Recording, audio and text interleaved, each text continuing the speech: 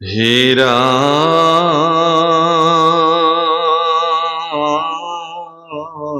মোরা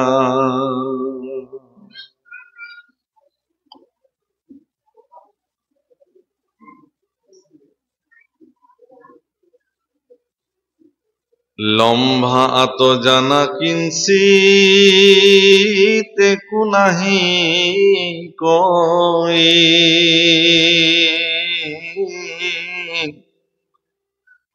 যুধিষ্ঠির নারদ সম্বাদ কথা সই রাম বিস্তরণেরিল বাহুল্যক নকরিল মতি অনুসারে আর পয়ার রচিল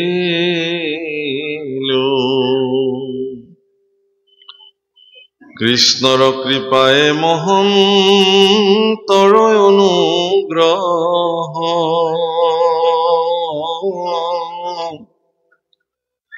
এহি দুই নভৈলা মোহৰ নাহি গহ হে ৰাম ৰাম নমো নমো কৃষ্ণ দেব দীন দয়াখিল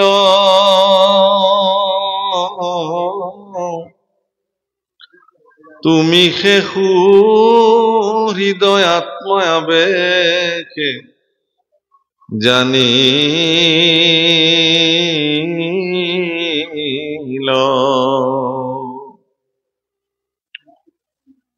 রাম আমি জীবগণ তোমারে সে অংশ স্বামী অহংকারে সংসারত বন্ধ ভইলো আমি হে কৃষ্ণ তুজু পদে পখিলু শৰণ মই পাত কিৰয় অহংকাৰ কৰাচন্ন হে ৰাম তুজু গুণ নাম মোৰ মুখত থাকো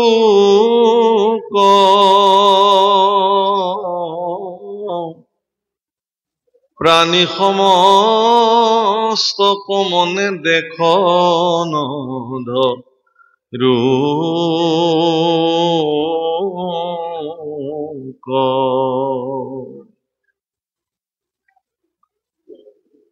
বাপসকল আইসকল ইতিমধ্যে শ্ৰীমদ ভাগৱত শাস্ত্ৰৰ সপ্তম স্কন্ধৰ যুধিষ্ঠিৰ নাৰদ সংবাদ চলি আছে। প্ৰভুসকল আইসকল সমগ্ৰ ভাগৱত শাস্ত্ৰই আচলতে দৰাচলতে এভাগ সংবাদ শাস্ত্ৰ। ভাগৱত শাস্ত্ৰক আমি সংবাদ শাস্ত্ৰ বুলি জানো। সংবাদ মানে আমাৰ অসমীয়া সমাজত প্ৰাচীন পৰম্পৰা এটা আজিলৈকে চলি আহিছে। সেই পৰম্পৰাটো কি যে আজিও আমি ইজনে সিজনক দেখিলে আপোনাৰ কুশল নে এনেকে সোধা যায়। এইটো কুশল বাৰ্তা সোধা বুলি কয়, এইটো সংবাদ সোধা বুলি কয়। সংবাদ মানে এটা বাৰ্তা, সেই বাৰ্তাটো সমাজৰ মংগলৰ কাৰণে এৰি দিয়া হয়। সেইকাৰণে বাৰ্তাত কেতিয়াও বেয়া কথা নকয়। আপোনাৰ কুশল নে বুলি সুধিলে পোনতে হয় ঈশ্বৰে ৰাখিছে দিয়ক। কিন্তু আপুনি যদি কাৰোবাক সোধে যে আপোনাৰ ভালনে, ক'ত ভাল হ'ব, মোৰ চব বেয়া, এনেকুৱা কথা যদি কোনোবাই কয় এইটোক অসৌজন্য আচৰণ বোলে। এইটো ভাল আচৰণ নহয়। আপোনাৰ যদি বেয়াও প্ৰাৰম্ভণিতে আপুনি ঈশ্বৰৰ কৃপাত আছো দিয়ক, কিন্তু আমাৰ অকমান এনেকুৱা হৈ আছে, সেইটো দ্বিতীয় স্তৰতহে আহিব। এই কথাখিনি কোৱাৰ প্ৰয়োজনীয়তা এই কাৰণে আহিছে যে সংবাদ মানে ভাল বাৰ্তাটো বুজায়।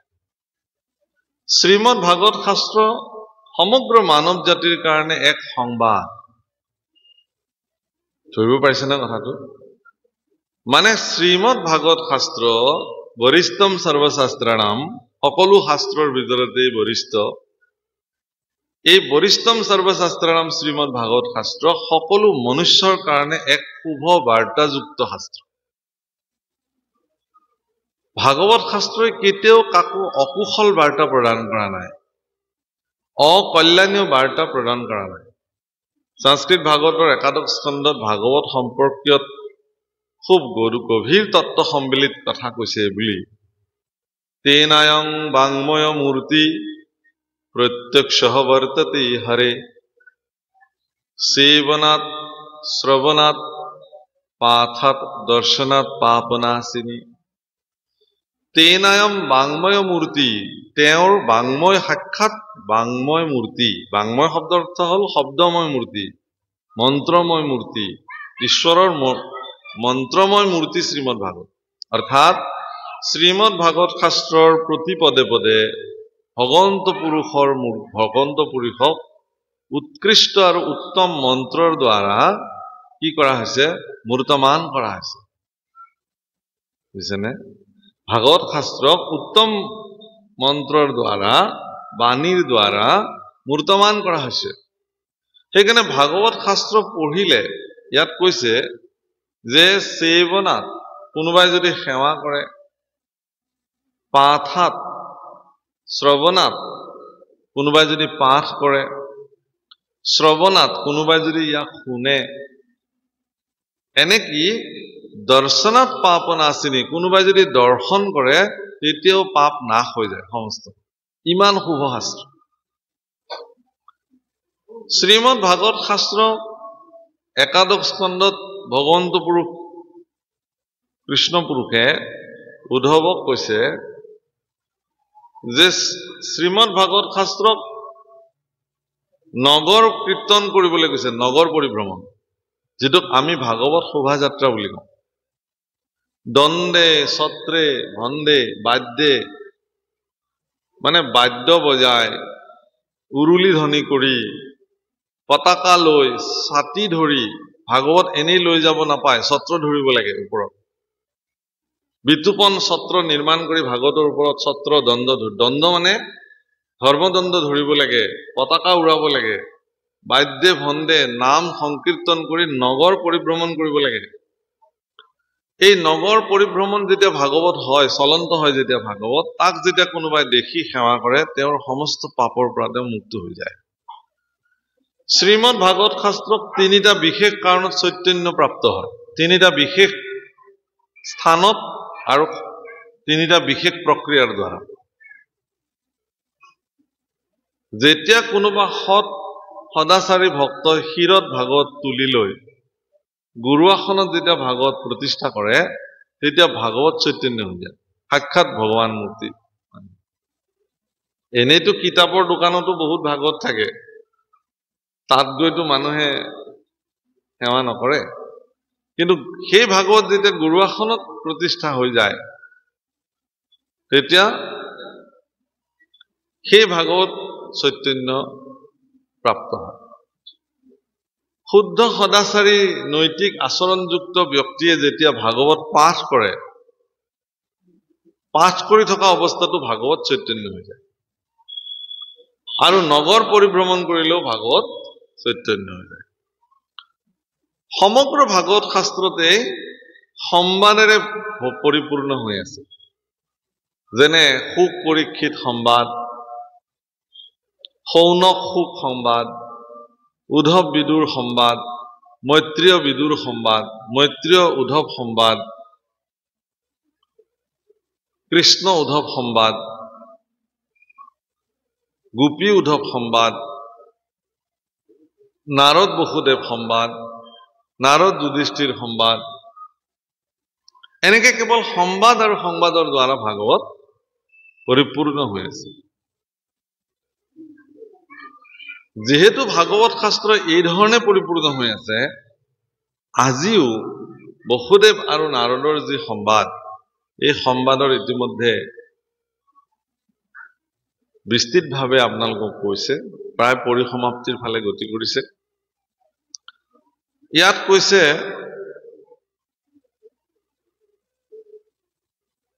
যে কৃষ্ণৰ কৃপা আৰু মহন্তৰ অনুগ্ৰহত মোৰ গহ মানে অহংকাৰ মোৰ নাইকিয়া হৈ গৈছে। প্ৰভুসকল, আইসকল, আপোনালোকে এতিয়া শ্ৰীমদ ভাগৱত শাস্ত্ৰ শুনিবৰ কাৰণে ইয়াত বহিছে, হয়নে আই? শ্ৰীমদ ভাগৱত শাস্ত্ৰ শুনা ব্যক্তিসকলে শ্ৰীমদ ভাগৱত শাস্ত্ৰৰ পৰা আটাইতকৈ শ্ৰেষ্ঠ কথা ল'বলগীয়া কথা এইটোৱেই যে ভগৱন্ত পুৰুষত কেনেকে সমৰ্পিত কৰিব পৰা যায় নিজক।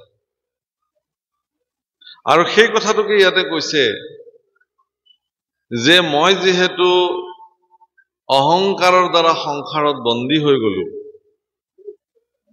এতেকে মোৰ মুখত যাতে সৰ্বদা তোমাৰ নাম থাকে আৰু তোমাৰ দুখানি অভয় চৰণত যাতে মই নিজক সমৰ্পিত কৰিব পাৰো, শৰণ ল'ব পাৰো, তাৰ কাৰণে তুমি মোক কৃপা কৰা। শৰণৰ প্ৰৱৰ্তন হৈছিল কুৰুক্ষেত্ৰ মহাযুদ্ধৰ প্ৰাৰম্ভণিতে। ভগৱান কৃষ্ণই, যোগেশ্বৰ কৃষ্ণই ধনুৰ্ধৰ অৰ্জুনক শৰণ সম্পৰ্ক তথ্য প্ৰদান কৰিছিল আৰু সেই মৰ্মে অৰ্জুনক ভগৱান কৃষ্ণই শৰণ প্ৰদান কৰিছিল। আৰু সেই শৰণ প্ৰক্ৰিয়াত এটা বিশেষ কথা কৈছে কি, যে মনমনা ভৱ মদভুক্ত মাজি মাং নমস্কুৰু মামৈ বৈশ্যসী সত্যংতে প্ৰতি জান প্ৰিয়। তুমি কেৱল মোকেই ভজনা কৰা, মোকেই নমস্কাৰ কৰা, তুমি মোক পাবা। এই গোপন সত্যটো কবলৈ যাওঁতে ভগৱান কৃষ্ণই অৰ্জুনক কলে যে ঈশ্বৰ সৰ্বভূতানি হৃদয়েছে অৰ্জুনম তিষ্ঠতি ভ্ৰাময়ম সৰ্বভূতানি যন্ত্ৰানি ৰুৰাণী মায়া। মই মায়া শক্তিৰ দ্বাৰা সকলো জীৱকে পৰিচালিত কৰি ৰাখো, গতিকে সকলো ভূতৰ ভিতৰতে মই বিদ্যমান হৈ থাকো। সেইকাৰণে ইয়াত কৈছে যে তোমাৰ ভৃত্য হে মোৰ হৈবাক বান্ধৱ, এহি মানে অনুগ্ৰহ কৰিও মাধৱ।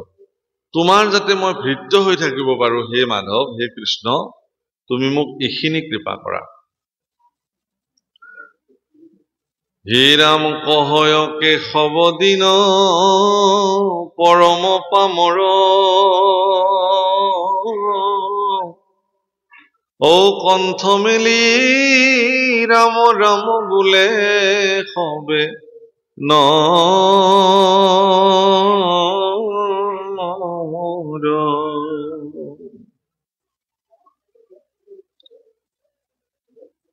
হে ৰাম শোক নিগদতি শুনিও নৃপতি, যুধিষ্ঠিৰে শুনিলন্ত ও দৈত্যৰ নিধন প্ৰহ্লাদ চৰিত্ৰ, আনন্দ মন ভৈলন্ত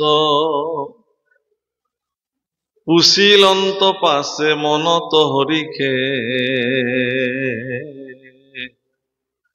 নাৰদৰ মুখ চাই সমস্তে লোকৰ বৰ্ণাশ্ৰম ধৰ্ম কহিও মোক বুঝাই।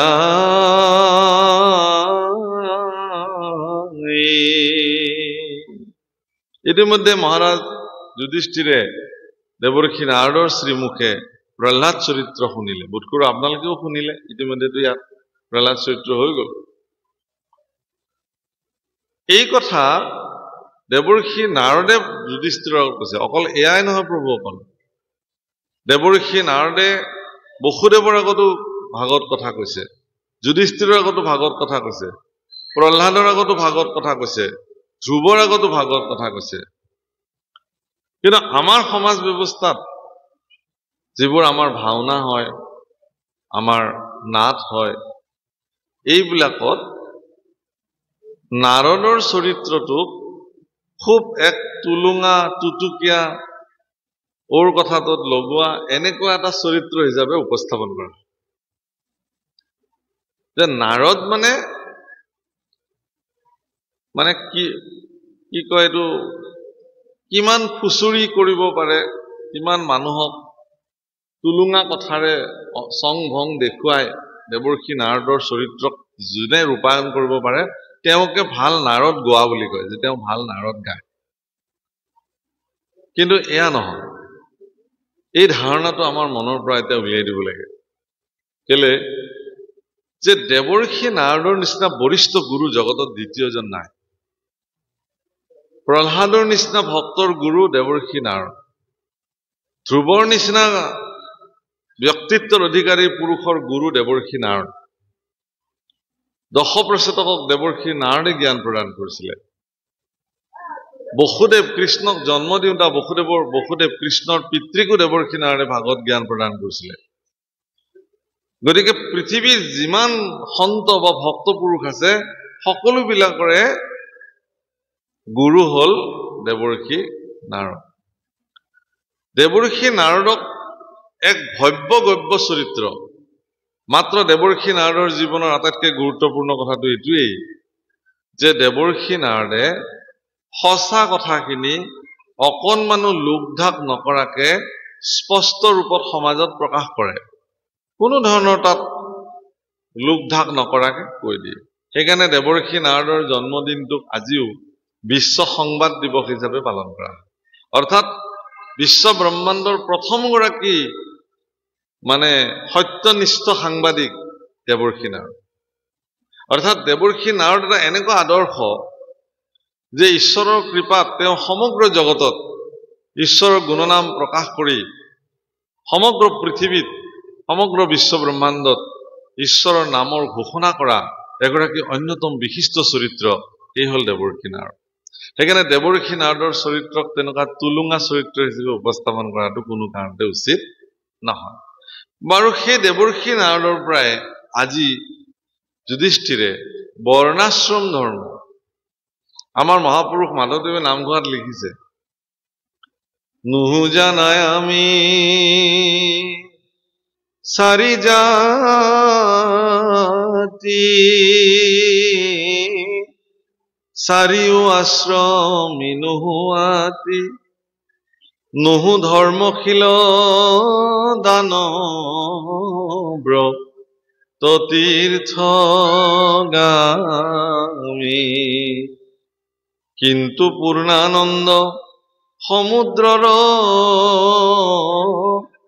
গোপীভৰ্তা পদ কমলৰ, দাসৰো দাস তানদা সভৈলো আমি। এই যে ইয়াত কৈছে যে আমি চাৰি জাতি নহয়, আমি চাৰি আশ্ৰমীও নহয়। চাৰি জাতিটো আমি বুজি পালো, ব্ৰাহ্মণ, ক্ষত্ৰিয়, বৈশ্য আৰু ক্ষুদ্ৰ। আশ্ৰমী বুলি ক'লে লগে লগে ব্ৰহ্মচাৰ্য, গৃহস্থ, বানপ্ৰস্থ আৰু সন্ন্যাস। এই জীৱনত চাৰিটা আশ্ৰম, আৰু এই আশ্ৰমৰ যিটো মূল্যাংকন শাস্ত্ৰই নিজি ধৰণে নিৰ্ণয় কৰিছে, আমি আশ্ৰমী হ'ব পৰা নাই। চাৰি আশ্ৰমত আমি যি ধৰণে প্ৰৱৰ্তি থাকিব লাগে সেই ধৰণে প্ৰৱৰ্তিব পৰা নাই, মাধৱপুৰুষে কৈছে, আমি নহয়ও। কিন্তু সেই আশ্ৰম দৰাচলতে কি, আজি এই কথা মহাৰাজ যুধিষ্ঠিৰে দেৱৰ্ষি নাৰদৰ পৰা জানিব পাৰিছে। হে ৰাম ৰাজাৰ বচনে নাৰদে কহিলা, ও কৰিয়া ধৰ্ম নিৰ্ণয়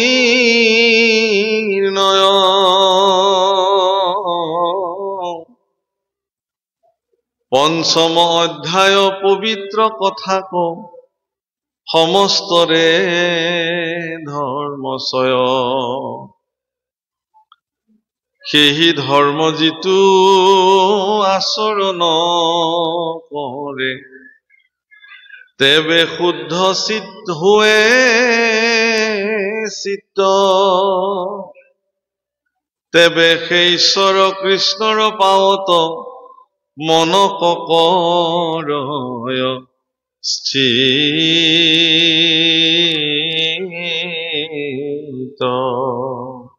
বৰ ডাঙৰ কথা ক'লে ইয়াত ভাগৱতত যে দেৱৰ্ষি নাৰদে প্ৰত্যেকটো বৰ্ণৰে ধৰ্ম সম্পৰ্কে চৰিত্ৰ সম্পৰ্কে বৰ্ণন কৰিছে।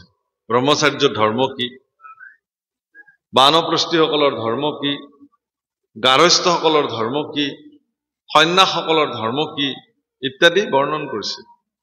আৰু ইয়াত এই বুলিও ক'লে যে যিসকলে এই আচৰণসমূহক উচিতভাৱে জীৱনত পালন কৰিছে তেওঁলোকৰ মন হেনো ভগৱানত স্থিতি হয়, স্থিতপ্ৰজ্ঞ বুলি কৈছে।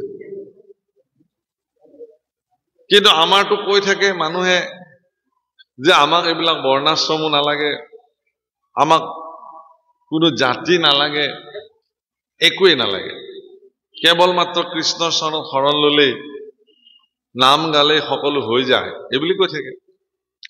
কিন্তু ভাগৱততো উল্লেখ কৰিলে যে বৰ্ণাশ্ৰমৰ ধৰ্মসমূহ যদি কোনোবাই জীৱনত পালন কৰে তেতিয়াহ'লে কৃষ্ণৰ প্ৰতি তেওঁৰ মন স্থিতি হয়। মন স্থিতি হোৱাটো প্ৰভু অকল ভাৱনাৰ ওপৰত নিৰ্ভৰ কৰে এইটোও ঠিক। চিত্তক মানে মনক চিত্তলৈ ৰূপান্তৰ কৰা, ভাৱনালৈ ৰূপান্তৰ কৰাটো এটা বিশেষ প্ৰক্ৰিয়া। এজন ল'ৰা বোলে নতুনকে বিয়া পাতিলে আৰু প্ৰথমবাৰৰ কাৰণে শহুৰেকৰ ঘৰলৈ গ'ল। নতুন জোঁৱাই লাজো কৰিছে, ড্ৰয়িং ৰুমতে বহি আছে। শাহুৱেকে ক'লে বোলে যাওকচোন, ল'ৰাটো অকলে বহি আছে, আপুনি অকমান কথা পাতকগে। গতিকে শহুৰেকো আহি জোঁৱায়েকৰ লগতে বহিলে। শহুৰেকো অকমান কম কথা কয়, দুয়োজনে দুফালে বহি আছে। জোঁৱায়েকো একো নকয়, শহুৰেকো একো নকয়। হেন সময়তে ছোৱালীজনী আহি বোলে মানে কৈ গ'ল, তুমি দেউতাৰ লগত কথা অকমান পাতা আকৌ।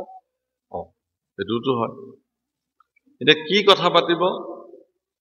শহুৰেকক প্ৰথমটো বাক্য সুধিছে, দেউতা আপুনি বিয়া পাতিলে নে?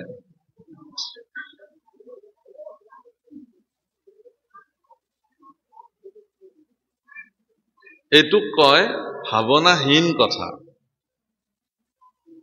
চিন্তা প্ৰত্যেকে কৰে প্ৰভুসকল, কিন্তু ভাৱনা প্ৰত্যেকৰে নাথাকে।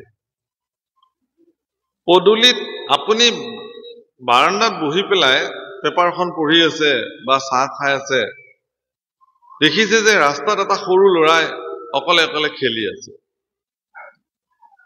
আপুনি মনতে চিন্তা কৰি আছে যে গাড়ী মটৰ ইমান আহি আছে, এই ল'ৰাটো আহি ৰাস্তাত দৌৰা-দৌৰি কৰি আছে, কোনোবা গাড়ী খুন্দিয়াই থৈ যাব সৰু ল'ৰা। হেন সময়তে দেখিলে যে এখন গাড়ীৰ পৰা এজন মানুহ নামিলে, নামি ল'ৰাটোক লৈ পেলাই ক'লে যে এইটো কাৰ ল'ৰানো, লৈ যাওকচোন, ৰাস্তাতে খেলি আছে। তাৰমানে সেইটো ভাৱনা, চিন্তাৰ কাৰ্যকৰী ৰূপ। আপুনি চিন্তা কৰি থাকোতেই গ'ল, চিন্তাই কৰি থাকিলে, হেন সময়তে ঘটনাটো ঘটি গ'লে আপোনাৰ চকুৰ আগত এটা বেয়া ঘটনা ঘটিলেহেঁতেন। কিন্তু সেই ব্যক্তিজনৰ চিন্তাৰ ঊৰ্ধত গৈ ভাৱনালৈ ৰূপান্তৰ হৈ গ'ল, সেইকাৰণে তেওঁ তৎক্ষণাত তাক কাৰ্যকৰী কৰি পেলালে যে ল'ৰাটো লৈ যাওক, কাৰ ল'ৰা? ভগৱানক ভজিব লাগে, চিন্তা কৰি থাকো আমি বিলাকে। চিন্তাই কৰি থাকিলো আৰু চিন্তা কৰোতে কৰোতে শিশুকাল গ'ল। জানো শিশুকালতে ভগৱান ভজিব লাগে, শিশুকালটো গুচিয়ে গ'ল। আহিল যৌৱন কাল,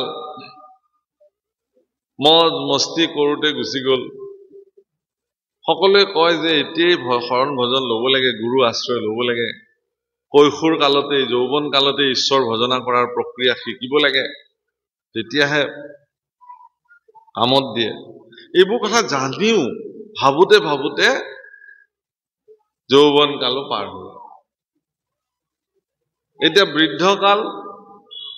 বৃদ্ধকালো এতিয়া মানে কোন পন্থলৈ যাওঁ, মই এতিয়া কোনটো সংগঠনত সোমাওঁ, কাৰ ওচৰত শৰণ লওঁ, ইটো নামঘৰত নাম গালে সিটো নামঘৰৰ মানুহ নাযায়, কোনোবাই শৰাই আগবঢ়ালে কোনোবাই নাখায়। ভাগৱত কিন্তু এখনেই, গুৰুজনাও এজনাই, যাক ভজু কৃষ্ণও এজনাই। এতিয়া ভকতসকলৰ মাজত ইমান শ্ৰেণীবিভাজন। বোলে সেইফালে কোন গৈছে পাগৰ ফালে, বোলে আমুক আমুক, তেতিয়াহ'লে আজি আৰু অন্ন লোৱা নহ'ব ইয়াত।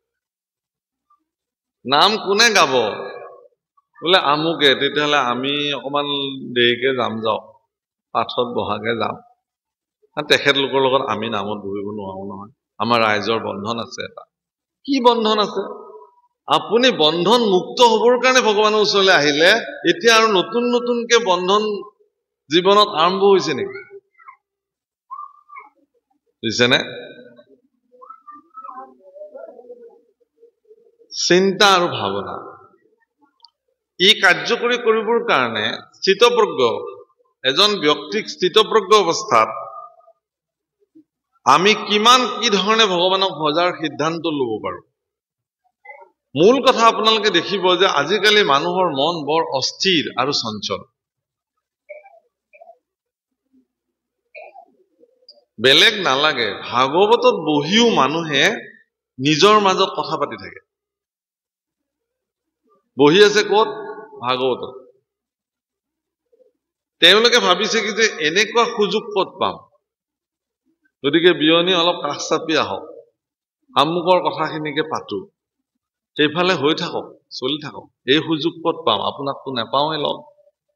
এই সুযোগতে আপোনাৰ তাতে যিখিনি জমা আছে সেইখিনি কওক, আৰু মোৰ তাতে যিখিনি জমা আছে সেইখিনি আপোনাক কওক। আমাৰ নগৰবিলাকত আজিকালি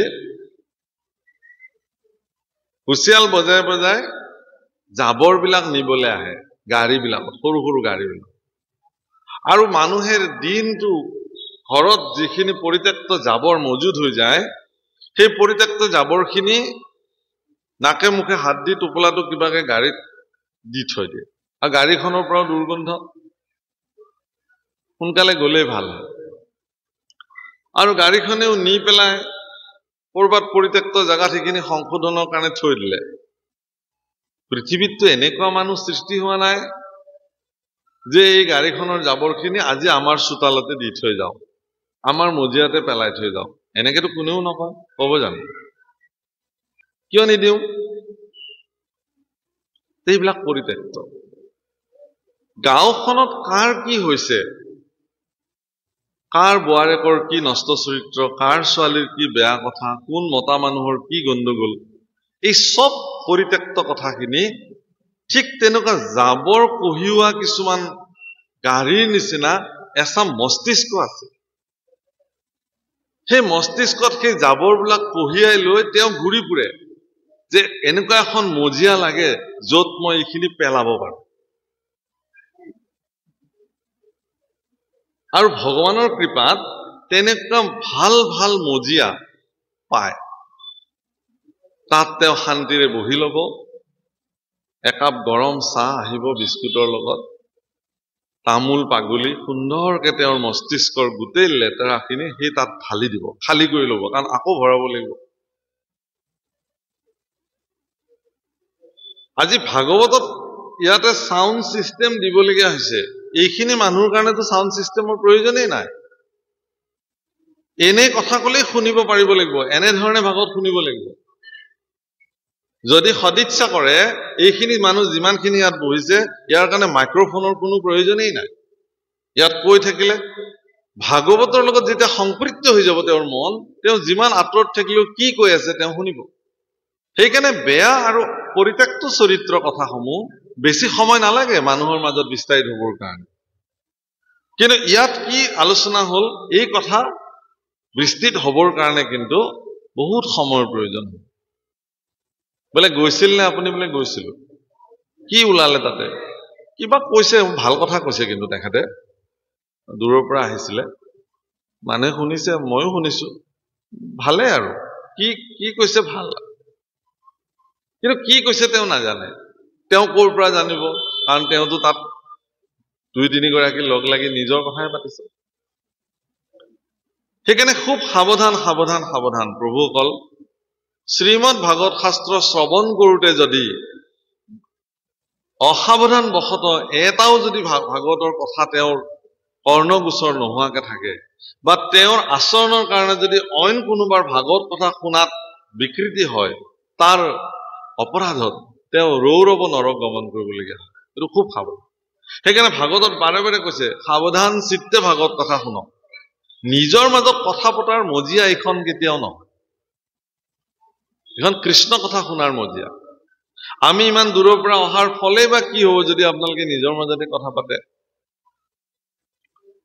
ইয়াৰ পৰা আকৌ লখিমপুৰলৈ যাম, ইমান বাট কৰিবা। গতিকে সেই কথাটো খুব মন কৰিব, মোৰ নিবেদন আপোনালোকৰ প্ৰতি। কাৰণ ইয়াত বৰ্ণাশ্ৰমৰ কথাটো কৈছে, এইবোৰ খুব জানিবলগীয়া কথা। এক কৈছে যে আমি বৰ্ণাশ্ৰমী নহয়, আকৌ ইয়াত ভাগৱতত কৈছে যে বৰ্ণাশ্ৰমৰ কথা যদি তাৰ ধৰ্ম আচৰণসমূহ কোনোবাই নিজৰ জীৱনত প্ৰয়োগ কৰে, কৃষ্ণৰ প্ৰতি মন তেওঁৰ স্থিত হয় বুলি কৈছে ভাগৱতত কৈছে। হে ৰাম কিন্তু যিটো হৈ কেৱল ভকত, ও ভকতিতে হবে পাই, ও এতে কতে সিটো কৰ্ম আচৰিবে, নলাগে তাৰ সদায়।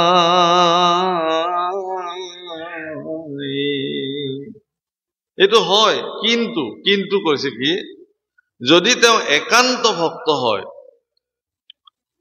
একান্ত ভক্তসকলৰ কাৰণে ভকতিতে তেওঁ সমস্ত তেওঁৰ জীৱনত প্ৰাপ্তি হ'ব। তাৰ কাৰণে তেওঁ কোনো বৰ্ণাশ্ৰম ধৰ্ম পালন কৰাৰ প্ৰয়োজন নাই। ভক্তি তেওঁৰ সকলো কাৰ্য সিদ্ধি কৰিব।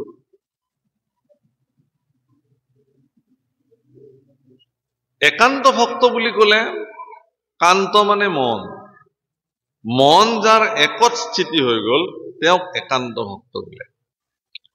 দেৱৰ্ষি নাৰদ এদিন দ্বাৰকালৈকে গ'ল। দ্বাৰিকাৰ সমৃদ্ধি দেখি দেৱৰ্ষি নাৰদ সেই স্থান পৰিত্যাগ কৰি আহিব খোজা নাই। ভগৱান কৃষ্ণই তেওঁক বাৰে বাৰে কৈছে যে তুমি ইয়াৰ পৰা যোৱা। কেলে?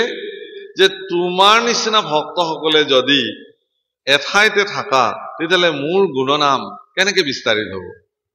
এতেকে হে দেৱৰ্ষি, তুমি যোৱা আৰু গৈ তুমি সমস্ত জগতত মোৰ নাম বিস্তাৰিত কৰা। কিন্তু দ্বাৰকাৰ সমৃদ্ধি ভগৱান কৃষ্ণক পদে পদে সাক্ষাৎ দেখিছে। কাৰণ তেওঁ যিটো মন্দিৰতে প্ৰৱেশ কৰিছে, যিগৰাকী পত্নীৰ মন্দিৰত তেওঁ প্ৰৱেশ কৰিছে, তাতেই কৃষ্ণক তেওঁ দেখিছে।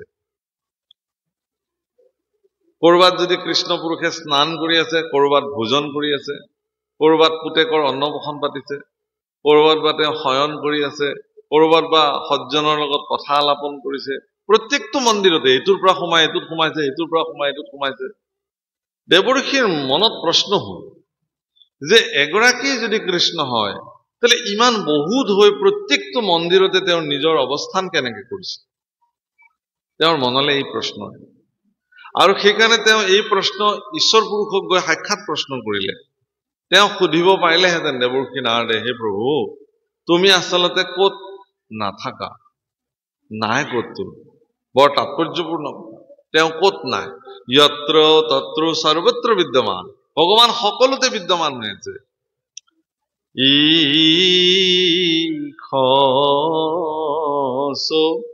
ৰূপে হৰি সবঘতে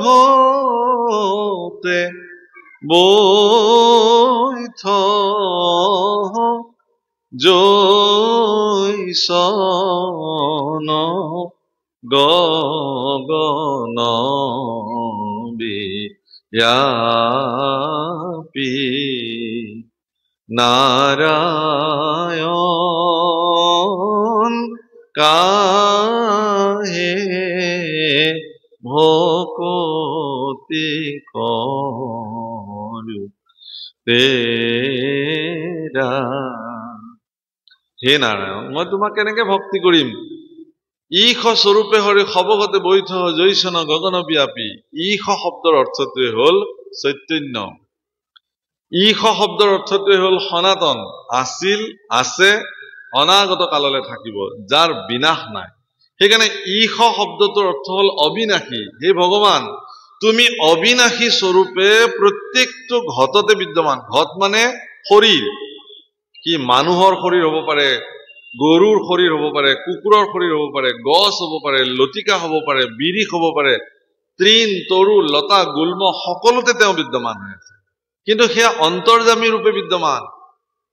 কিন্তু দ্বাৰিকাৰ প্ৰজাগণৰ সমৃদ্ধি সৌভাগ্য কি যে অন্তৰতো ভগৱান বিদ্যমান হৈয়ে আছে, বাহ্যিক স্বৰূপতো সাক্ষাৎ ভগৱান তেওঁলোকৰ লগত প্ৰত্যেকটো মন্দিৰতে বিদ্যমান হৈ আছে। এইটো তেওঁলোকৰ কাৰণে পৰম সৌভাগ্য। আৰু এনে সৌভাগ্য কাৰ ঘটিব পাৰে? এই প্ৰশ্ন দেৱৰ্ষি নাৰদৰ মনত সৃষ্টি হল আৰু তেওঁ নিৰ্বিঘ্নে ভগৱান কৃষ্ণক এই প্ৰশ্ন নিবেদন কৰিলে। ভগৱান, তুমি নাথাকা ক'ত? আচলতে তুমি থাকা ক'ত প্ৰশ্ন কৰিছে। উত্তৰ কি দিছে? নাহম তিষ্ঠামি বৈকুণ্ঠে যোগিনাং হৃদয়েন চ মদ ভক্ত যত্র গায়ন্তি তত্র তিষ্ঠামি নাৰদম। হে নাৰদ, মই বৈকুণ্ঠতো নাথাকো, যোগীৰ হৃদয়তো নাথাকো। মোৰ ভক্তসকলে য'ত মোৰ গুণানুকীৰ্তন কৰে তত্ৰ তিষ্ঠামি নাৰদম, মই তাত থাকো। হে নাৰদ, সেই স্থানত মই থাকো। এতিয়া আপোনালোকে কওকচোন, ভগৱানৰ গৃহত আহি, নামঘৰ বা মন্দিৰত আহি, কীৰ্তন ঘৰত বহি আপুনি কেনেধৰণৰ ভগৱানৰ লগত সম্পৃক্ত হ'ব লাগিব য'ত সাক্ষাৎ ভগৱান আপোনাৰ সন্মুখত বিদ্যমান হৈ থাকিব? ভাবকচোন এবাৰ পৰিৱেশটো। কিন্তু তাকে নকৰি আমি কৰিছো কি, এখেতৰ লগত মুখামুখি হৈ লৈছো, তিনিজন মুখামুখি হৈ লৈছো আৰু বিষয় কথাবিলাক উলিয়াই আমি পাতি আছো। কি আপোনাৰ সন্মুখত ভগৱান বহি থাকিব নেকি? জগতৰ বিষয়ী নিকৃষ্ট পৰ্যায়ৰ যিবোৰ অৱস্থা, সেই অৱস্থালৈ আপোনাক ভগৱানে লৈ যাব। আপুনি তাতেই থাকিব লাগিব, তাৰ পৰা উঠিব নোৱাৰে।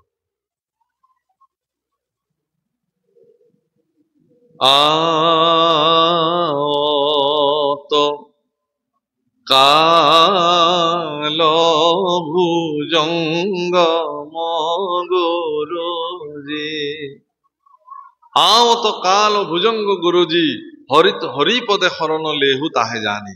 সেই কথা জানি, যিহেতু কাল, প্ৰচণ্ড কাল মোক দিনে দিনে খেদি আহিছে, কোনদিনা মোৰ অন্ত কৰে তাৰ কোনো ঠিকনা নাই। এতেকে সময় থাকোতে, সুযোগ থাকোতে আমি বিলাকে ঈশ্বৰত শৰণ গ্ৰহণ কৰিব লাগে, আশ্ৰয় ল'ব লাগে। দেৱৰ্ষি নাৰদৰ এই কথাখিনি, দেৱৰ্ষি নাৰদৰ আগত ভগৱানে কোৱা এই কথাখিনিৰ তাৎপৰ্য অনুভৱ কৰি মহাপুৰুষ শ্ৰীমন্ত শংকৰদেৱ গুৰুজনাই কীৰ্তনত নাৰদৰ কৃষ্ণ দৰ্শন বুলি এটি অধ্যায় বিৰোচন কৰিলে। আৰু তাত মহাপুৰুষে এই পদক, এই শ্লোকক হুবহু পদ ভাঙনি কৰিছে। কি বুলি কৈছে? গোবিন্দ গোপাল গৰুৰ কেতু ভকতৰ ভয় ভঞ্জন হেতু নাৰদত বিষ্ণু আসন্ত কৈ বৈকুণ্ঠতো মই নাথাকো ৰৈ। যোগীৰ হিয়া এৰি সমুদায় থাকো ভকতৰ কীৰ্তন চাই। গোবিন্দ গোপাল গুৰুৰ কেতু ভকতৰ ভয় ভঞ্জনে হেতু। নাৰদত বিষ্ণু আসন্ত কৈ বৈকুণ্ঠত মই নাথাকো ৰৈ। যোগীৰ হিয়া এৰি সমুদায় থাকো ভকতৰ কীৰ্তন চাই। মই বৈকুণ্ঠতো নাথাকো, যোগীসকলৰ হিয়া এৰি সাক্ষাৎ ভগৱানৰ ভক্তসকলৰ কীৰ্তন মই শুনি থাকো। আৰু এই একেখিনি পদকে মহাপুৰুষ মাধৱদেৱে নামঘোষাত ভাঙনি কৰিছে। কিন্তু মাধৱ পুৰুষৰ ভাঙনিত অকমান বেলেগ ধৰণে কৰিলে, ইমান সৰলভাৱে কৰা নাই, কিছু চৰ্তাৱলী আৰোপ কৰিছে।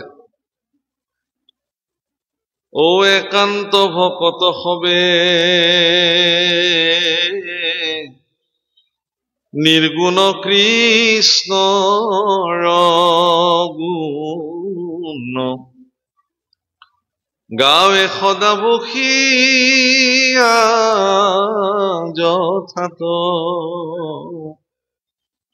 বৈকুণ্ঠক পৰিহৰি যোগীৰ হৃদয় এৰি থাকা হৰি সাক্ষাতে তথাত। একান্ত ভক্তসকলে, মই আচলতে এই কথাখিনি এই কাৰণে আনিলো, ইয়াত শব্দ এটা ব্যৱহাৰ কৰিছে যে যদি আপুনি একান্ত কৃষ্ণৰ ভক্ত হয় তেতিয়াহ'লে আপুনি এই ধৰণৰ বৰ্ণাশ্ৰম কৰ্ম আচৰণ কৰাৰ প্ৰয়োজনীয়তা নাই। কিন্তু আপুনি দাবী কৰিব পাৰে নেকি নিজকে যে মই একান্ত ভকত? বা এনেকুৱা কৰবাত সংস্থা আছে নেকি যে যিসকলে আপোনাক চাৰ্টিফাইড কৰিব, আপোনাক ইয়াৰ দ্বাৰা প্ৰমাণ পত্ৰ দিয়া হ'ল যে আপুনি কৃষ্ণৰ একান্ত ভকত হয়? তলত অথৰাইজ চিগনেচাৰ কোনে কৰিব? নোৱাৰে নহয়, কোনে কৰিব? এনেকুৱা যদি অৰ্গেনাইজেশ্যন আছে তেতিয়া মানুহটো একদম মানে ভাৰ ভেটি দি হলেও এখন চাৰ্টিফিকেট আনি থৈ দিলেহেঁতেন যে ভগৱান চক মই। ভগৱানে এনেকুৱা চাৰ্টিফিকেট নিবিচাৰে, প্ৰমাণ পত্ৰ নিবিচাৰে। ভগৱানে আপোনাৰ আন্তৰিকতাটো বিচাৰে। এজন মানুহৰ বোলে ল'ৰাটোৰ বৰ অসুখ বিসুখ হৈ থাকে, আইগৰাকীয়ে ক'লে বোলে হেৰি নহয়, ল'ৰাটোৰ এনেকে অসুখ বিসুখ হৈ থাকে, ভগৱানলৈ কিবা এটা আগবঢ়াওক। তেওঁ ক'লে কি বুলি যে মোৰ মানে দমৰা গৰুটো বিক্ৰী কৰি যিমান পাম সেই টকাখিনি মই নামঘৰলৈ দিম, মন্দিৰলৈ। যথা সময়ত ল'ৰাৰ বেমাৰ ভাল হ'ল, এতিয়াতো তেওঁ দমৰা গৰুটো বিক্ৰী কৰো বুলিও নকয় আৰু পইচাটোও নিদিয়ে। আইগৰাকীয়ে কয় হেৰি আপুনিতো এনেকে কৈছিলে। কৈছিলো ৰবা, এতিয়া দমৰাটো পতককে বিক্ৰী কৰিবলৈ নাই নাই নাই কৰি দিয়ক, সেইটোতো ঈশ্বৰৰ হৈ গ'ল। আইগৰাকীৰ হেৰিত তেওঁ থাকিব নোৱাৰি বজাৰলৈকে দমৰা গৰুটো বিক্ৰী কৰিবলৈ আনিলে। কি কৰিলে, ঘৰৰ মেকুৰীটোক সাঙুৰি ললে দমৰাটোৰ লগত, এহাল কৰি লৈ আহিলে। এনেকুৱা ঘটনা, এটা গৰু আৰু এটা মেকুৰী এহাল। মানুহে সুধিছে যে এইটো কি? বোলে মই এনেকে বিক্ৰী কৰিম এহাল কৰি। বোলে গৰুটোৰ দাম কিমান? বোলে গৰুটোৰ দাম 200 টকা। মেকুৰীটোৰ দাম বোলে মেকুৰীটোৰ দাম 10,000 টকা। তেতিয়াহ'লে আমাক গৰুটো দিয়ক। বোলে নাই নাই মই একেলগে বিক্ৰী কৰিম, অকলে অকলে বিক্ৰী নকৰো। মানুহো দেখিলে যে গৰুটোৰ দামেই হ'ব এনেও 12-13,000 টকা, গতিকে মেকুৰীয়ে গৰুৱে কিনিলে 10,200 টকা, ঠিকে আছে, গৰুটো দিব পাৰি। গতিকে এহাল হিচাপে কোনোবাই বজাৰত কিনি ললে গৰুটো, গৰুৱে মেকুৰীয়ে। পাছত মেকুৰীটো লাহেকে বান্ধ খুলি দিলে, ঘৰৰ মেকুৰী ঘৰ পালেহি আহি, আৰু গৰুটো লৈ গ'ল। এতিয়া বজাৰত যেতিয়া মহলদাৰে ৰচিদ কাটিছে তেতিয়াহ'লে মেকুৰীৰ নামত এখন ৰচিদ হৈছে আৰু গৰুৰ নামত এখন ৰচিদ হৈছে। বুজি পাইছে নহয় কথাটো? বিক্ৰীৰ যিখন ৰচিদ বনায়। আৰু তেওঁ ঘৈণীয়েকক আহি কৈছে যে দমৰা বেছি পোৱা এই 200 টকাটো নামঘৰত দি থৈ আহিবা, আৰু ঈশ্বৰে যদি বিশ্বাস নকৰে এই ৰচিদখনো দিবা। বাকি 10,000 টকাটো বোলে 10,000 টকাটোতো মই মোৰ মেকুৰীটো বেচি পেলাই পালো, এইটোতো মই দিম বুলি কোৱা নাই। মানুহ ইমানেই ধুৰন্ধৰ যে তেওঁ ভগৱানৰ লগতো খেল কৰিব খোজে। এয়া হ'ল বিচিত্ৰ মানুহৰ চৰিত্ৰ। তেনেকুৱা চাৰ্টিফিকেট ভগৱানে আপোনাৰ পৰা নিবিচাৰে।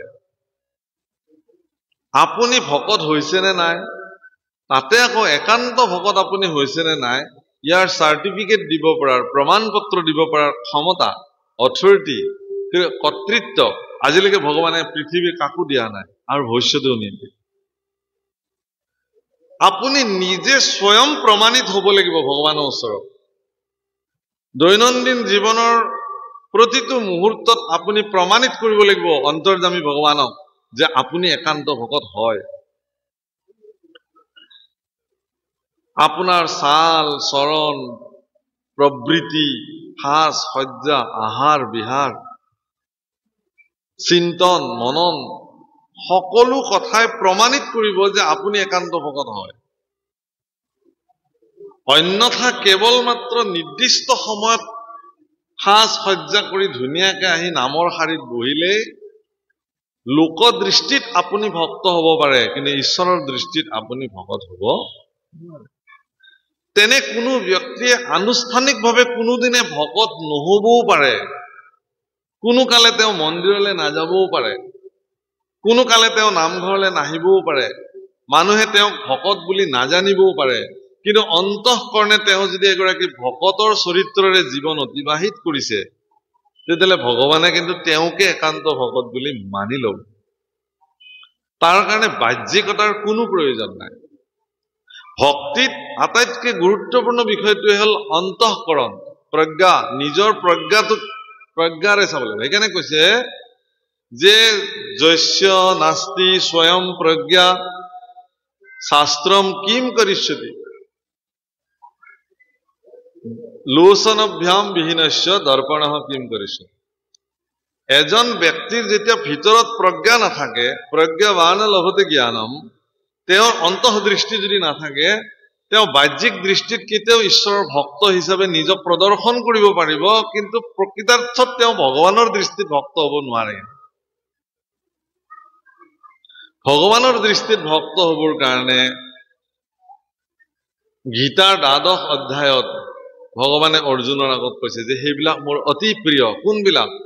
অদৃष्ट्वा সৰ্বভূতানাম মৈত্ৰেয় কৰুণা এৱচ নিৰ্মোহ নিৰহংকাৰ সম দুঃখ সুখ ক্ষমী।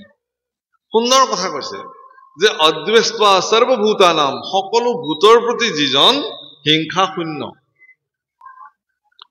গতিকে একান্ত ভক্ত হ'বৰ কাৰণে একান্ত ভকত হবে নিৰ্গুণ কৃষ্ণৰ গুণ গাঁৱে সদা বসিয়া যথাত বৈকুণ্ঠক পৰিহৰি যোগীৰ হৃদয় এৰি থাকা হৰি সাক্ষাতে তথাত। একান্ত ভক্ত বুলি ক'লে কি বুজায়? প্ৰভুসকল, আমাৰ যিবিলাক ইন্দ্ৰিয় আছে শৰীৰত, খুব ৰসিক পদ এটা আছে। কি বুলি কয়? যে ওপৰৰ পেৰে পল্লাক বেল, ওপৰৰ পেৰে পল্লাক বেল, শুনাই নেগলাক নুশুনাই গেল, যাৱাই নললাক নাযায় ললাক, লোৱাই নাখলাক নলয় খালাক। সেইটো একদম ভাল ভাষাত ক'বলৈ গ'লে, ওপৰৰ পৰা যেতিয়া বেল এটা পৰিছে, কোনে শুনিছে? কাণ দুখনে শুনিছে, কিন্তু কাণ দুখনে যোৱা নাই। বেল আনিবলৈ কোন গৈছে? ভৰি দুখন গৈছে। যিজনে গৈছে তেওঁ লোৱা নাই, হাতে লৈছে। যিয়ে লৈছে সি খোৱা নাই, মুখে খাইছে। এই যে গোটেই বিসংগতি হ'ল, ইন্দ্ৰিয়বিলাকৰ মাজত গণ্ডগোল লাগি গ'ল। কাণে ডিমাণ্ড দিছে যে নহয়, মই প্ৰথম শুনিছিলো বেল পৰা, গতিকে বেল ভাঙি প্ৰথমতে কাণত লগাই দিব লাগিছিল অলপ, কাৰণ মোৰ প্ৰথম অধিকাৰ। ভৰিয়ে কৈছে মইহে লৈ গৈছো, প্ৰথম মোক দিব লাগিছিলে। হাতে কৈছে মইহে লৈছিলো। এনেকুৱা। মুখে কৈছে নহয় নহয় নহয়, মই সোৱাদ ললে চবে পাবা। জিভাইও কৈছে নহয়, মই আস্বাদন কৰিলে চবে পাবা। পেটত পৰাৰ লগত পেটে কৈছে নহয়, মোৰ ইয়াত পৰিলে মানে মই সৰ্বাংগ শৰীৰলৈ পৰিব্যাপ্ত কৰাই দিম, নহলে চিন্তা কৰিব নালাগে। কিন্তু গণ্ডগোলটো লাগিয়ে গ'ল ন, চবে নিজৰ নিজৰ মত দাখিল কৰিব ধৰিলে প্ৰত্যেকটো ইন্দ্ৰিয়ই নিজৰ নিজৰ অস্তিত্বত মানে আহি গ'ল তাহাঁতে না এইটো নহ'ব আমাৰ কি মূল্য নাই নেকি আমাৰ কি অস্তিত্ব নাই নেকি তে এই গণ্ডগোলখন থমাবৰ কাৰণে নিয়ন্ত্ৰিত কৰিবৰ কাৰণে মন ধুনীয়াকে ওলাই আহিলে মনে ক'লে শুনা শুনা ৰবা ৰবা তোমালোকে গণ্ডগোল নকৰিবা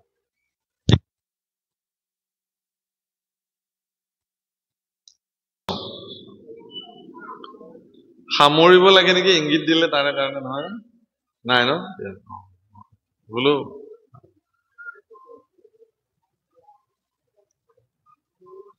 বাৰু যি নহওক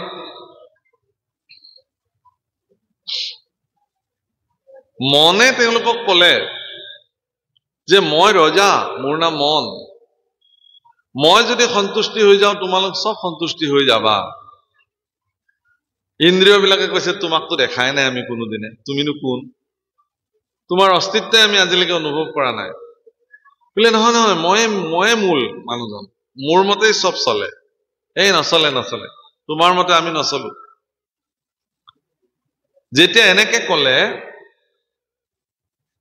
মনক যেতিয়া নামানিলে গণ্ডগোলটো আৰু আৰম্ভ হৈ গ'ল তেতিয়া আত্মাই মাত দিলে যে নহয় আচলতে মইহে তোমালোকৰ মূল মই আছো কাৰণে তোমালোক সকলো চৈতন্য হৈ আছা মই নহলে তোমালোক সকলো জড় হৈ যাবা গতিকে মই যি কম সেয়াই হ'ব কৈছে তোমাকতো দেখা নাই আমি তুমিনো ক'ৰ পৰা ওলালা কি নাম তোমাৰ বোলে মোৰ নাম আত্মা মই মূল চালিকা শক্তি বোলে আমি যে দুখ পাওঁ সুখ পাওঁ আনন্দ পাওঁ তাতে তোমাকতো নেদেখো বোলে মই সেইবিলাকৰ ভাগ নলওঁ দেহতেহে থাকো কিন্তু দেহহীন ভাগৱতৰ বাক্য আত্মাৰ পৰিচয়টো কি কৈছে দেহতেহে থাকো কিন্তু দেহহীন মই দেহতেই থাকো কিন্তু দেহহীন জনম মৰণ এইবিলাক শৰীৰৰহে ধৰ্ম আত্মাৰ ইয়াৰ লগত কোনো সম্পৰ্ক নাই ভাল লাগিছে বেয়া লাগিছে সুখ পাইছে দুখ পাইছে স্ফূৰ্তি লাগিছে বিষাইছে জ্বৰ উঠিছে পীড়া পাইছে সব শৰীৰৰ সম্পৰ্ক মনৰ ইয়াৰ লগত সম্পৰ্ক আত্মাৰ ইয়াৰ লগত কোনো সম্পৰ্ক নাই বোলে আমি তোমাকো দেখা নাই বোলে দেখিব নালাগে মোৰ অস্তিত্বক অনুভৱ কৰিব লাগে মই যদি গুচি যাব যাওঁ তোমালোক এতিয়াই সব জড় হৈ যাবা বোলে যোৱা তেতিয়ালে তুমি গুচি যোৱা বোলে সঁচাকে নে তোমালোকে সিদ্ধান্ত লোৱা গোটেইবিলাকে মন প্ৰমুখে প্ৰত্যেকটো ইন্দ্ৰিয়ই সিদ্ধান্ত লৈছে যে আত্মা গুচি যাওক তেওঁৰ লগত আমাৰ কোনো সম্পৰ্ক নাই বোলে লোৱা হ'ল সিদ্ধান্ত হ'ল বোলে তেতিয়াহ'লে মই যাওঁ আত্মা যাবলৈ মাত্ৰ প্ৰস্তুতি লৈছে যোৱাই নাই অৱস্থা কি হৈছে ভাবকচোন জিভা শুকাই গৈছে কাণেৰে ধম ধম শব্দ শুনিবলৈ যে শিৰা উপশিৰা টনাটনি লাগি গৈছে আত্মা যাবলৈ ৰেডি হৈছে তেতিয়া মন প্ৰমুখে সকলো ইন্দ্ৰিয়ই আত্মাৰ ওচৰত প্ৰাৰ্থনা কৰিছে যে সঁচাকে তুমি প্ৰধান তুমি যাব নালাগে তুমি গলে আমাৰ অস্তিত্ব শেষ হৈ যাব তুমি প্ৰাণ প্ৰিয়তম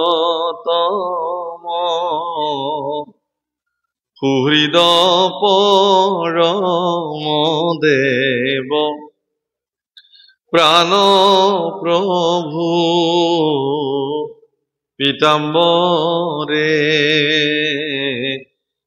তুমি সে কেৱলে আত্মা মূৰ ও হৰি হৰি তুমি সে পৰম আত্মা মূৰ তোমাক ন জানি জৰ মিছা শৰীৰ কমই প্ৰাণ প্ৰভু পীতাম্বৰে আত্ম বুলি ভৈলো সেৱা সুৰ ও হৰি হৰি কিনো মই অজ্ঞানী দূৰ ঘূৰ হৰিয়ে এনে মই কি দুৰ্ঘোৰ অজ্ঞানী যে তুমি ভিতৰত চৈতন্য স্বৰূপে বিদ্যমান হৈ থকাৰ পিছতো মই কিন্তু এই জড় স্বৰূপ ইন্দ্ৰিয়বিলাককে চৈতন্য বুলি ভাবিলো মোৰ শৰীৰটোকে মই চৈতন্য বুলি ভাবিলো কিন্তু মোৰ এই শৰীৰটোক চেতন কৰি ৰখা তুমি যে শৰীৰৰ ভিতৰত বিদ্যমান হৈ আছা এই কথাটো মই পাহৰি গলো মোৰ দৰে অজ্ঞানী আৰু কোন হ'ব অৰ্থাৎ আপুনি যদি এই পৰ্যায়টোলৈ যাব পাৰে সিদিনাখনহে আপোনাৰ একান্ত শৰণ হ'ব চিনা কথাটো সেই পৰ্যায়টোলৈকে যিসকল গৈছে সেই উচ্চকোটি ভাৱনালৈকে যিজন গতি কৰিলে তেওঁৰহে জীৱনত একান্ত শৰণ হয় এক শৰণ মানে গোৱাপান অৰিহণা দিলো বস্ত্ৰ দিলো অৰ্ণাচাৰ্য আহিলে বহিলো শৰণ ললো লৈ থৈ দিলো যাতে কোনোবাই সুধিলে মই ক'ব পাৰো বোলে আপুনি শৰণভাগ আপোনাৰ লোৱা হৈছিল এই কাহানি বাদে লৈ থোৱা আছে সঁচাকে তেওঁ লৈ থৈয়ে দিছে তেওঁ সোধক চাৰি কথা তেওঁ নেজানে ক'বলৈ আপুনি কাৰ পৰা শৰণ লৈছিলে তাকেহে ৰ'ব দেই কি নাম আছিলে জানো কাৰণ সিদিনাখনৰ পৰা গুৰুৰ লগত সম্পৰ্কই নাই আপুনি কেলে শৰণ ল'বলৈ আহিছে বুলি সোধাত কলত কি বুলি বোলে আমাৰ মানুহজনী আজিকালি দিহানাম গায় নহয় আইসকলৰ মাজত বৰ ধুনীয়া গায় ইউটিউবতো দিয়ে আৰু এনেকে কম্পিটিশ্যনলৈও যায়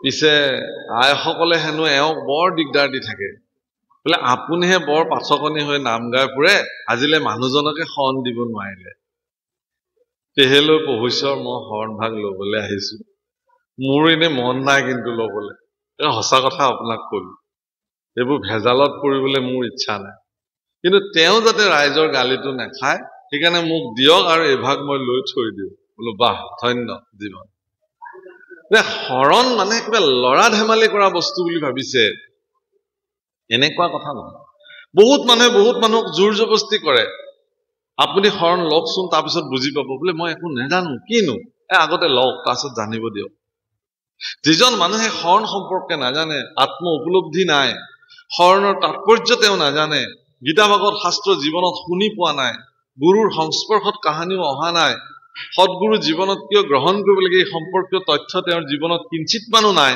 অথচ তেওঁক আমি জোৰ জবস্তি আনি পেলাই শৰণত বহুৱাই দিছো দণ্ডবত কৰাইছো আজিৰ পৰা আপুনি শৰণ হৈ গল আজিৰ পৰা আপুনি দান দক্ষিণা দি থাকিব মানে বৰঙণি আদি দি থাকিব বাস হৈ গল আৰু আপোনাৰ কাম শেষ তেওঁ ভাবিলে ৰক্ষা পৰিলো যদি ইমানখিনিয়ে হয় তেতিয়ালৈ ঠাই নাই এনেকুৱা শৰণ 10 বাৰ ল'ব পাৰি কি অসুবিধাটো আছে বোলে একো কৰিব নালাগে আৰু হৈ গল আপোনাৰ এয়া নেকি শৰণ গতিকে একান্ত ভক্তসকলে ইয়াত কৈছে যে যদি আপুনি সেই পৰ্যায়লৈ গৈ পেলাই ভকত হ'ব নোৱাৰে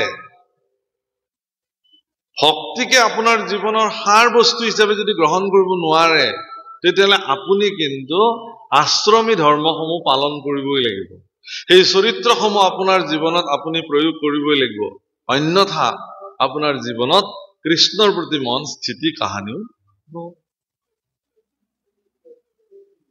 ইয়াত সহজভাৱে কৈ থৈ দিলে যে এতেকে ইটো কৰ্ম আচৰিবে নালাগে তাৰ সদায় কিয় যে যিটো কৃষ্ণত ভকত হৈ একান্ত শৰণ গ্ৰহণ কৰিলে তেওঁৰ কাৰণে কোনো আশ্ৰম ধৰ্ম কোনো জাতি ধৰ্ম কোনো অন্যান্য ব্যৱস্থাত তেওঁ প্ৰৱৰ্তিবলগীয়া কোনো কাৰণেই নাই কেৱলে মাত্ৰ কৃষ্ণত শৰণ লৈ ঈশ্বৰৰ গুণনাম গালেই তেওঁ হৈ গল বিষয়টোৰ গভীৰতাৰ প্ৰতি লক্ষ্য ৰাখি শৰণ সম্পৰ্কীয় আজিকালি সজাগতা সৃষ্টি কৰিবলগীয়া হৈছে যে এগৰাকী ব্যক্তি শৰণ লোৱাৰ আগতে শৰণ সম্পৰ্কীয় যিখিনি প্ৰাথমিক তথ্য শৰণ সম্পৰ্কীয় যিখিনি সজাগতা সেইখিনি তেওঁৰ দৈনন্দিন জীৱনত আছে নে নাই এই কথাখিনি তেওঁক বুজাব লাগিব তেওঁক উপলব্ধি কৰাব পাৰিব লাগিব